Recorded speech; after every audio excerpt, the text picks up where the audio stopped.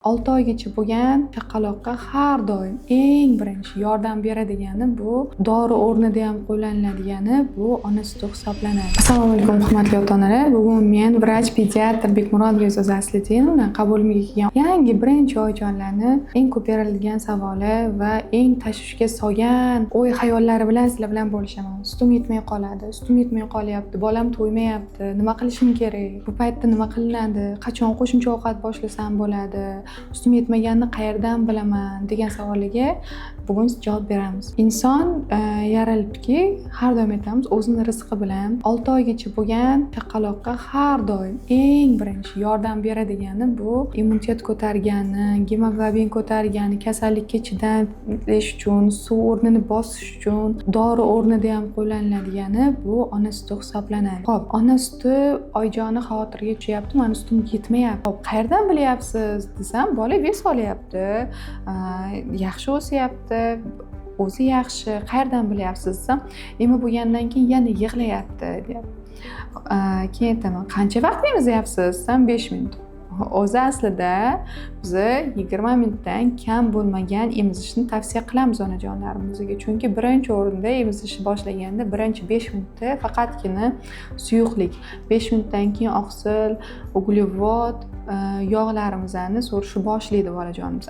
U paytda oyijonlarimizning ishi chiqib qoladi, shuning uchun bo'ldi deydi-da. Yana 5-10 minutdan keyin ketib, yarim soatdan keyin yana 5 minutgina emizishadi. Yana quruq suv. Xo'p, oyijonlar eng ko'p sut ko'paytiradigan narsa bolani ko'p emizish. Bu eng zo'r usul hisoblanadi. Ayniqsa kechki vaqtdagi emizishlar bu sut ko'paytirish uchun juda ham katta yordam beradi. Oyijonlari yana sut ko'paytirish uchun ko'p usullarimiz bor. Ularni sizlar bilan hozir bir-ikkitasini bo'lishib beraman.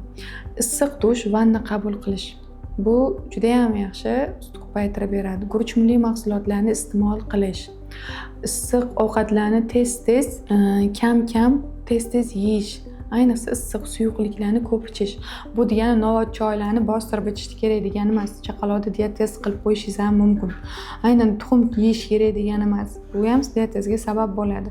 Issiq sho'rva, issiq choy, oddiygina issiq suv o'zi ham sizda sut ko'paytirib beradi.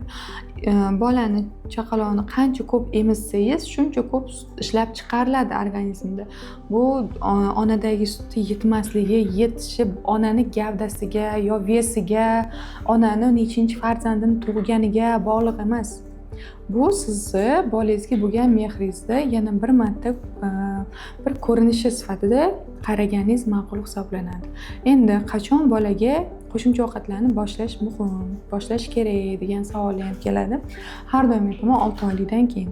Birinchi marta nima berib boshlasam bo'ladi degan oyijonlarimizga nima boshlasangiz ham ozgina chayna ложка uchida berib ko'ring bolada.